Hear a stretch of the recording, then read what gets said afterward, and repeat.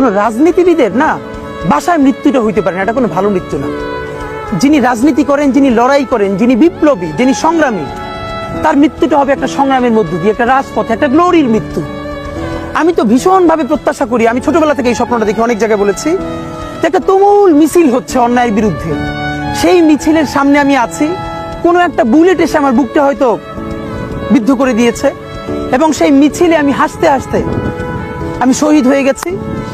এবং সবাই যখন মৃত্যুটাকে ভীষণ ভয় পায়, আমি তখন হাসতে হাসতে আল্লাহর কাছে ভীষণ সন্তুষ্টি নিয়ে পৌঁছতে চাই যে আমি একটা ন্যূনতম ওই জীবনটা লিড করতে পারলাম, যে আমি একটা ইনসাফের হাসি নিয়ে আমি আমার আল্লাহর কাছে পৌঁছতে চাই।